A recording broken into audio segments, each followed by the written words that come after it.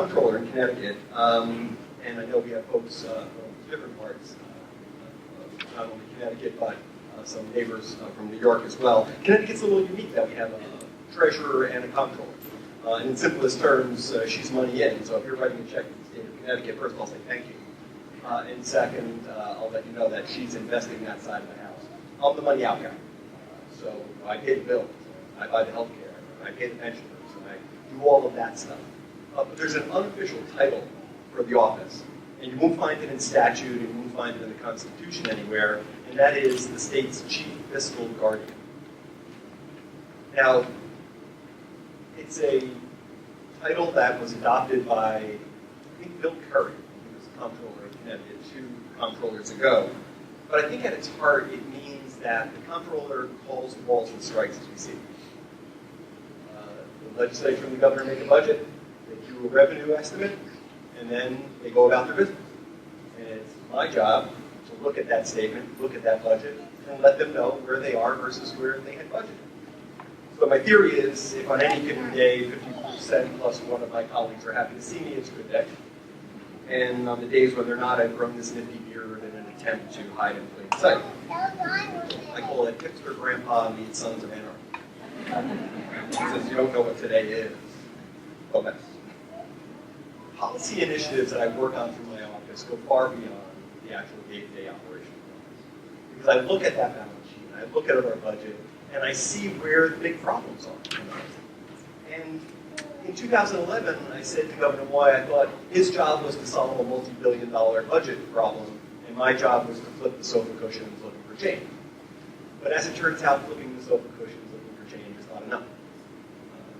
There'd be a lot more done, and we need to do everything we can to create a stable and predictable environment, not only for our businesses in Connecticut, but for the families in Connecticut. So they know where they are, and where they'll be tomorrow, and where they'll be next year, what the tax burden will be, what the regulatory environment looks like, and to stop doing something that Connecticut does an awful lot of, and that is changing the rules of the game on a pretty ongoing basis. Regularly, we change those rules, and it makes it really impossible for anyone to plan, and really chills expansion in a way that you know far better than I will ever know. So the work that we need to do is not headline grabbing, right? There's no ribbon to cut. There's no paint colors to pick out for the house of state. It's about crawling around in the crawl space. It's about looking at the plumbing, checking the electricals, and making sure that the operation of the place actually works. But when you're convinced that the way to success in this business is to get behind the ribbon when it's about to be cut, or to get yourself in the paper for some reason or another, and not to be doing the hard work, it has this perverse sort of impact on the quality of the work that gets turned out at the Capitol. So the two big chunks that I just want to spend my time talking to you a little bit about today are budget stability and pensions. Because it's going to be not a surprise to anyone in this room that those are two of the biggest things that Connecticut has to grapple with if we are going to be that stable and reliable partner into the future. But real quickly, it's no secret that we've got volatility in our revenue stream. We knew that was going to happen. In 91 and 92, when the income tax was put in, and you had the rates that you had, and you've seen them change over time, you know that in certain segments of that income tax category, when the market's roaring along, revenue's flowing into the state. And when the market is not roaring, then the revenue dries up.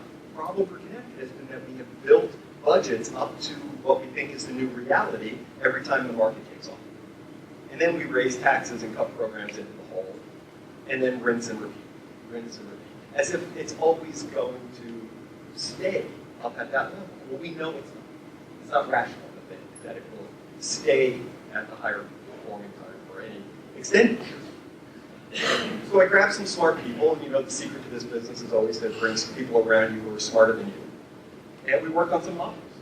And we looked at the corporate tax, and we looked at the quarterly filer portion of the income tax, and we said, what can we do to take the volatility here, to take some of that temptation out of the hands of lawmakers? And it became very simple. It's probably a lesson that those of us who have kids have told them more than once. When you come into a windfall, you don't spend it all. Set a little bit aside. So we modeled a 10-year period, saw some ups and downs in the economy, and decided that was the right time period. And we were going to put a bill forward where the legislature and future governors would agree that they were not going to spend money above the 10-year growth average, and instead, they were going to sock it away into the budget reserve fund, the rainy day fund, to weather the next economic storm. If we had done this in 1992, we would have had adequate reserves to get over the last two recessions with a speed bump, not the problems that we had. But it didn't happen, and you can't repeat history. But you have an opportunity going forward. So honestly, talk with Peter, talk with his colleagues at CPIA, talk with my folks on the left and on the right, and try to figure out how to build a better mousetrap in this space before we took it to the legislature, got buy-in before we did it. So by the time it was ready to go, we had lined it all up and got the input and run the traps, and we were ready. And then I went to bed the night before I had to go to the legislature when I was going to ask them to tie their hands in good economic times. These are not bad people. Expectation of their constituents is that they bring home the bacon. So with all pent-up demand, they're like ready to go. So I'm an Irish-German kid who grew up in an Italian household, so I had a little bit of what we call agita. Woke up at 4 in the morning like, oh man, this is not going to go well. But I have to tell you, no matter what you think about what happens in Hartford, to a person, Democrats and Republicans, freshmen and veteran legislators, urban, suburban, rural, both chambers, every single legislator said yes. Yes. They said yes for different reasons, but they said yes.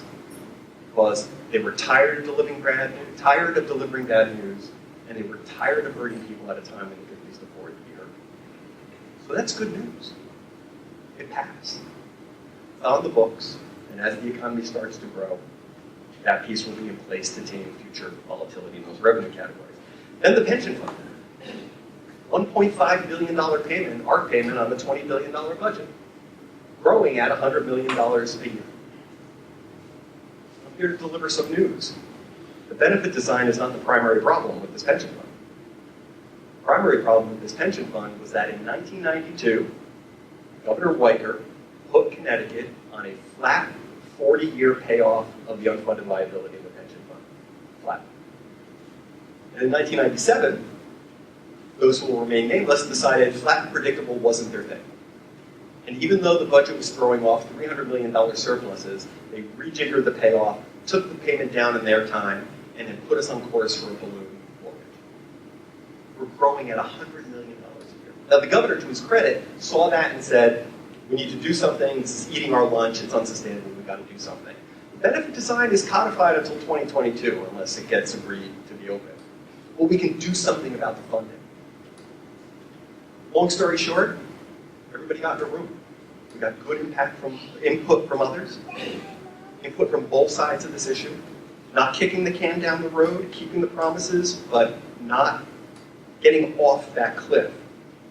I said to Pete just before we sat, at 1 o'clock this afternoon, Labor and Management sat down to negotiate just that thing. Really good news for the state of Connecticut. If that becomes flat and predictable, if the volatility is taken out of the revenue stream, if we have discipline on the spending side, then we can be good and reliable partners. We won't have to chase folks with an economic development incentive to try to undo our past bad behavior. We can really be strategic about where we want to invest. Right now, we're spending $431 per capita in economic development between 2011 and 2015. Our colleagues in Rhode Island and Massachusetts are spending about 25% that amount. Their gross state product is a full point above ours. We're making up for past sins, but we got to stop committing new ones. Predictable, stable, boring, land of steady habits, and having a government that understands that we are not the story. You are the story. Families of Connecticut are the story. The nonprofits of Connecticut are the story. The municipalities have stories to tell. We need to get ourselves back behind the curtain where we belong. Well, I'll close by saying I was not born in this state. I chose to be here. I wake up every morning and I choose to be here. Again, because our assets far outweigh our challenges. We're smart, We've got amazing things going on. PhDs per capita, productivity of the workforce, Fortune 500 companies, startups even. We have a lot going on. If we get our act together, then that can take off. And if we don't, it probably won't. We're at a nexus, we're at a moment in history in this state where we have an opportunity to set things right. The question will always be, are we going to do it or not? And if not, more of the same. But if we do, you can't touch us. We have power of place. We have an amazing infrastructure. We have amazing industry to support that. But you have to know that we're going to keep our work. So I thank you for the opportunity to be with you. It's great to be in a room with people who sometimes turn nothing into something, help the rest of the economy move. So thank you very much. I appreciate your work.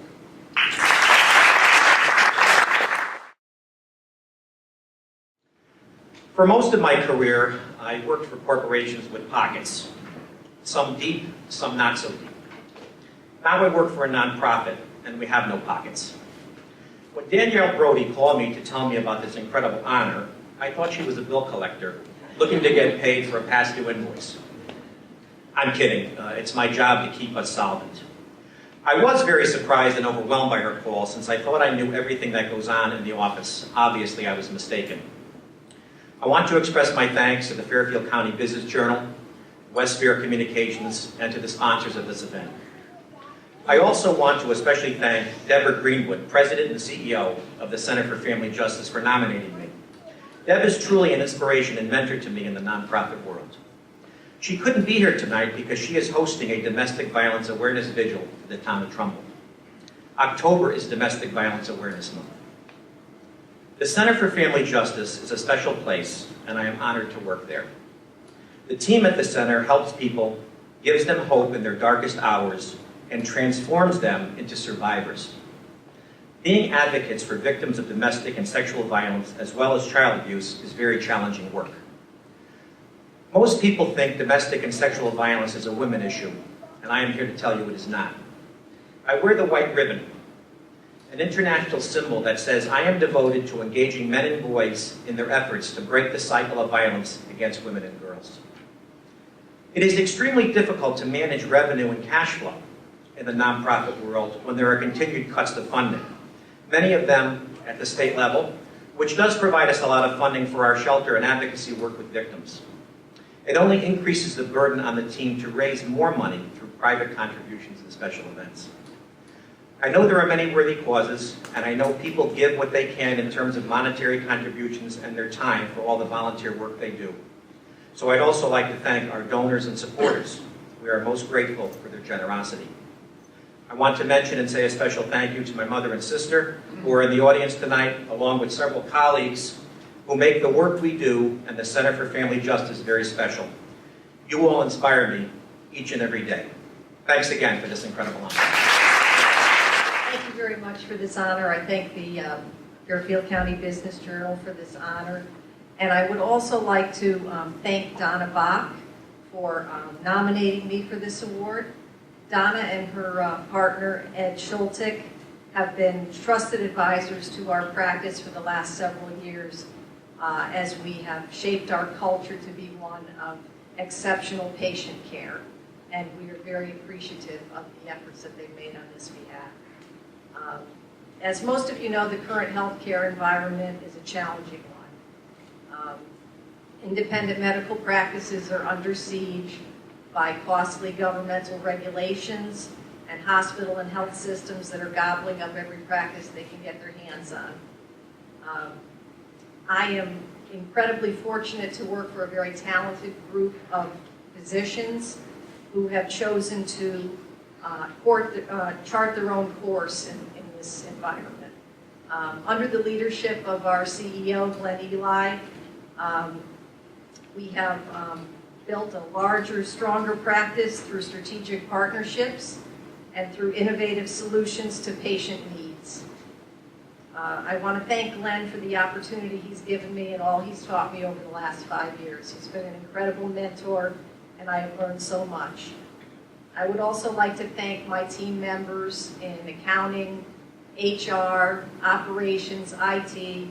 I have a great group of people that I work with every day. They're incredibly hardworking and supportive, and I am so fortunate to have them, and this award belongs to them because I would never be able to achieve the things I've been able to without their support. Last but not least, I would like to thank my family.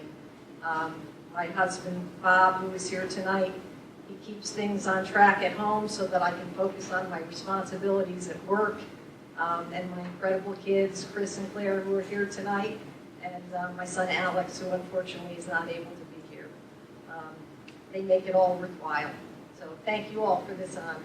I'd just like to say thanks to the Fairfield Business Journal for including me in the nomination. I want to thanks to the gracious sponsors today who made this happen. Thank you to Stepping Stone Museum.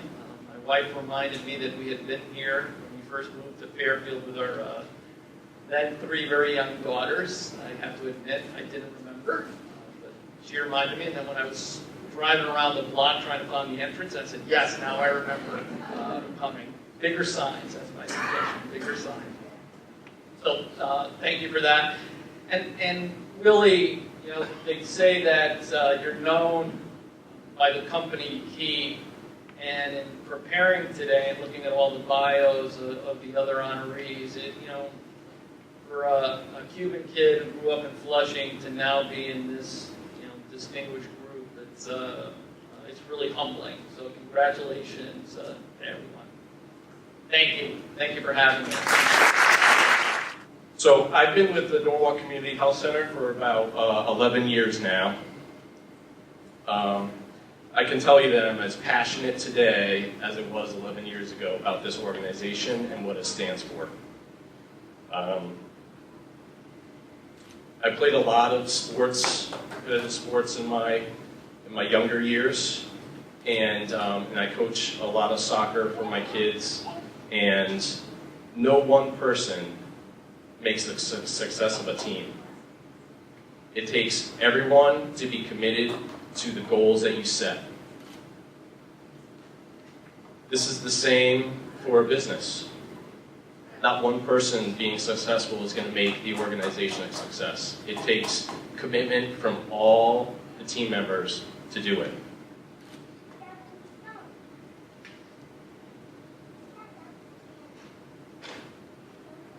And I think I've really found that team to be successful at the Norwalk Community Health Center.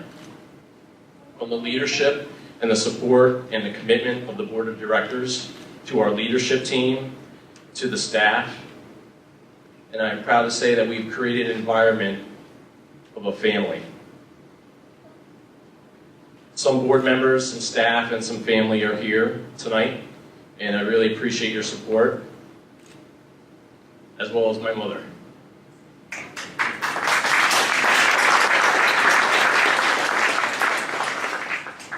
So the Norwalk Community Health Center is a federally qualified health center, and I do have a lot of staff out here, but I'm not sure how many of you know what a federally qualified health center is, but I'm going to tell you. So a federally qualified health center provides medical, dental, behavioral health services, and all other sorts of services to the community that it serves, regardless of their age, their insurance, their immigration status, or their ability to pay. No one is turned away. Just to give you a little impact on the program nationally, there are over 1,300 federally qualified health centers across the country with 9,200 locations. Over 24 million unique patients are served every year with over 96 million visits.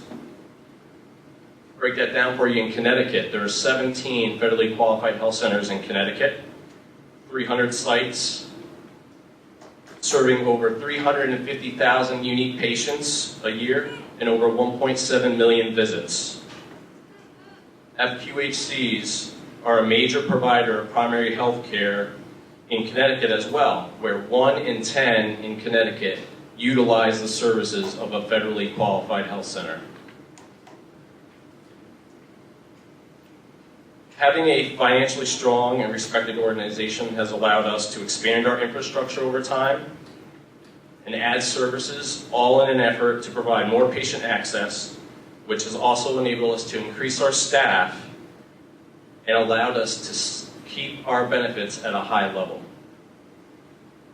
As an organization, we look forward to continuing to grow and offer services that will benefit the communities that we serve. Thank you for this honor. Well, as mentioned, maybe a couple minutes on Intrepid Aviation. Intrepid Aviation is actually a privately owned commercial aircraft investor and lessor based in Stamford, Connecticut.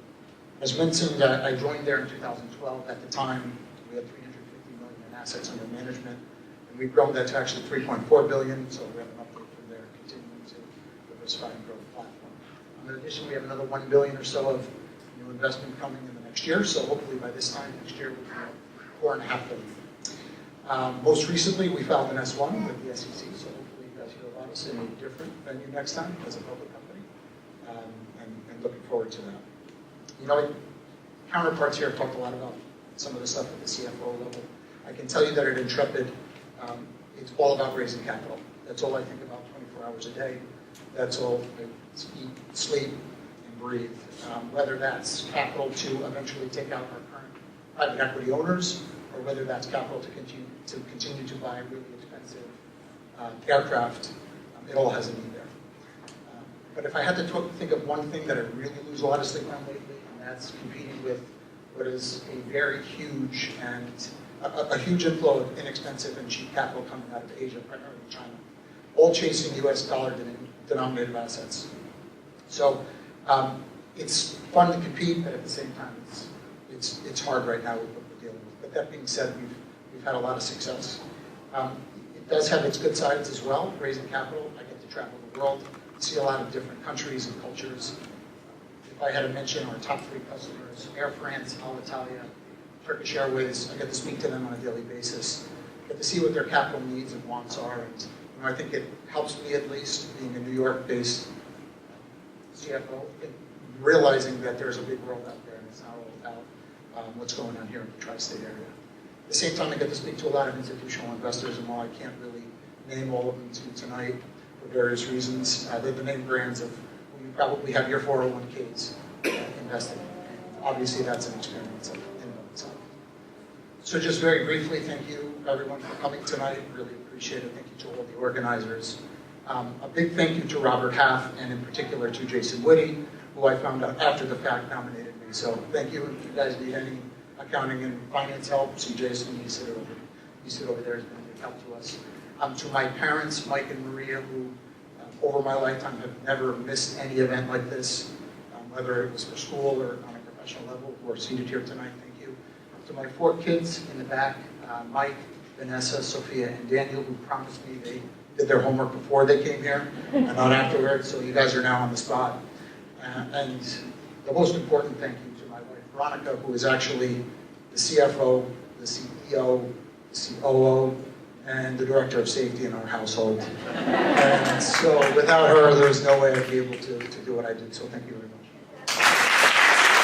As mentioned in the article, I've been with Ability Beyond for 22 years, and it is a nonprofit, and our mission is to discover, build, and celebrate the ability in all people. We serve about 3,000 people between Connecticut and New York, and I like to say between the Hudson River and the Connecticut River. And I first got familiar with Ability Beyond when I was an auditor for a local Connecticut firm, and was really impressed with the level of engagement of everybody I met there. Later, I was recruited to come work there, and the biggest reason I joined the firm, the organization, was because I saw that the organization was extremely forward-thinking, and the people I met were extremely committed to the people that we serve. I'm really fortunate to work with a board of directors and committees from all walks of lives who really give our organization kind of a leg up in that they share their business practices, their knowledge, their connections, their wealth, their resources with myself and all of our colleagues at Ability Beyond. That allows us to modify the typical business processes into the world that we live in and really become much more efficient. And that's been a key contributor to our growth. As we set forth our strategic plan about 5 years ago, we aimed to double the number of people we serve. We actually tripled the number of people we serve. And we did it because we knew that more people needed services that were not getting services. We knew that by growing, we could lower our cost of services, therefore saving the state of Connecticut money, because we do get state funding also, but also ensuring that our donor investments are valued and spent wisely. A lot of the things we did was, in order to do that, was implementing systems to allow us to streamline processes, which also led to those cost efficiencies and cost of doing business. In addition to the regular financial functions, I also support other parts of the organization. And one of the things I neglected to mention is we provide services to people with disabilities in residential settings, in supported living settings, and in day and work, helping people get jobs. Our biggest growth was in helping people with disabilities get jobs, and we're really happy to do that and happy to have been so successful in that.